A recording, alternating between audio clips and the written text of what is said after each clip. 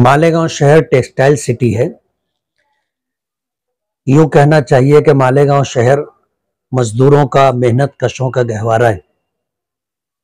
कमाना, कमाकर खाना, अपने अहल व अयाल की ज़रूरत पूरी करना यहाँ के लोगों की शरिश्त और मिजाज में दाखिल है।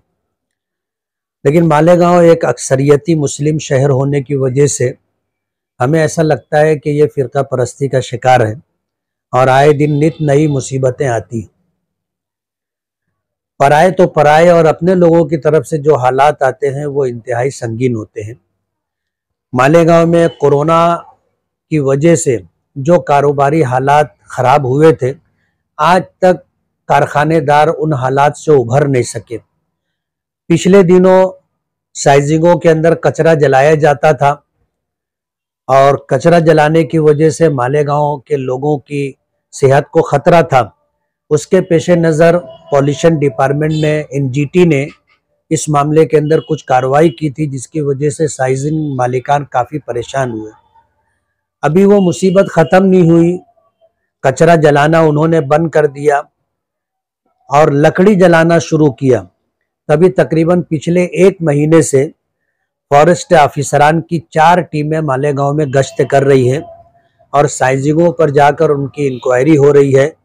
जिन लोगों के पास लकड़ी जलाने के लिए है और लकड़ी खरीद का उनके पास बिल है, तो उनके लिए तो कोई दिक्कत की बात नहीं है।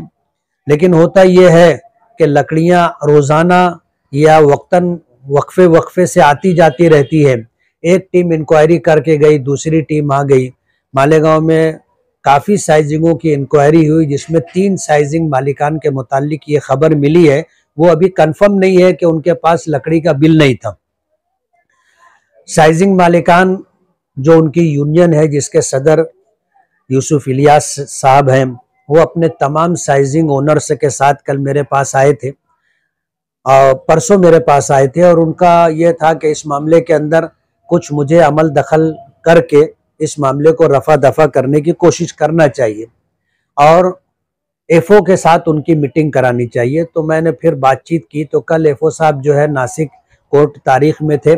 आज उन्होंने दोपहर का टाइम दिया था, तो तकरीबन 15-20 साइजिंग मालिकान के साथ हम लोग वहाँ गए फॉरेस्ट ऑफिस और वहाँ जाकर हमने बात की, अपनी बात रखी, उनकी बात सुनी और बहुत मुस्बत मीटिंग रही और तमामी लोगों ने अपने मामलात रखे और एफओ साहब ने उस सिलसिले के अंदर इत्मीनान बख्श कार्रवाई करने की यकीन दहानी करवाई है। ऐसा कोई मामला नहीं होगा जिसकी वजह से साइजिंग मालिकान के ऊपर केस बने और फिर वो मुस्तकिल कोर्ट के चक्कर में परेशान रहें और उनकी रोटी रोज़ी बंद हो जाए। ऐसी नौबत इंशाअल्लाह नहीं आएगी। ऐसी इस तरह उन्होंने यकीन दहानी करवाई है। मेरी साइजिंग मालिकान से ये गुजारिश है कि जब हम लोग अब तमाम कारोबार एक नंबर में कर रहे हैं, तो हम जो लकड़ी खरीद रहे हैं, हमें उस लकड़ी का बिल अपने पास रखना चाहिए।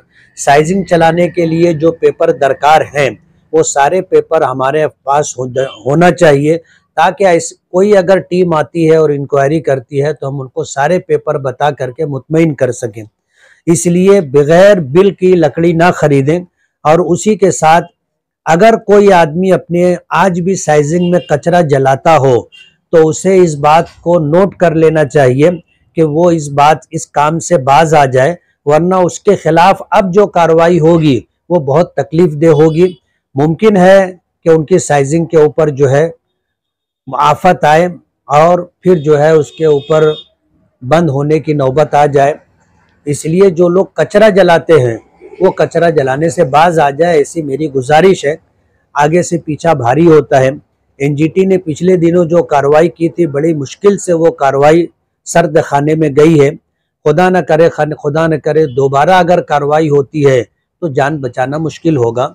मैं समझता हूँ कि इस आगाही के बाद साइजिंग मालिकान इस पर तवज्जो देंगे।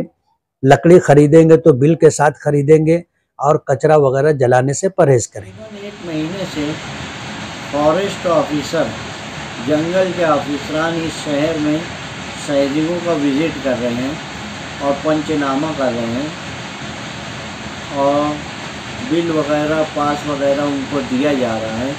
मगर हमको ये समझना है कि यार आज तक तो ऐसा कभी हुआ नहीं। हमको जो है दूसरी चीज़ें जलाने से मना किया गया एनजीटी की तरफ से, तो हम लोगों ने लकड़ी जलाने का परमिशन लिया। वेस्ट प्रोडक्ट और मक्का है, फली का छिलका, प्लाईवुड, जो कुछ भी हमारे को ऐसा आता है जो किसी को तकलीफ़ ना देवे, वही चीज़ जलाते हैं। और हम लोग जीएसटी नंबर लिए हुए हैं ताकि एक नंबर में हमको सब चीज़ बताना पड़ता है। कोई सैजिंग वाला इलीगल नहीं करता है। ऐसा हमने मुफ्ती इस्माइल कासमी साहब को 2 दिन पहले बोला था, तो आज उन्होंने हमको फॉरेस्ट ऑफिसर से ले जाकर मुलाकात कराई और उनको बात बताया कि ये सनत जो मालेगांव शहर में यही एक सनत है, और सैजिंग चलेगी तो पावर लूम चलेगा, सैजिंग बंद हो जाएगी तो ऑटोमेटिक पूरा शहर खड़ा हो जाएगा। इसलिए आपको क्या दिक्कत है, क्या करना चाहिए, जैसा ये बोलेंगे वैसे करेंगे। वैसे हम जो है जलाऊ लकड़ी लेते हैं और दूसरे वेस्ट प्रोडक्ट जलाते हैं ताकि किसी को कोई तकलीफ़ ना हो।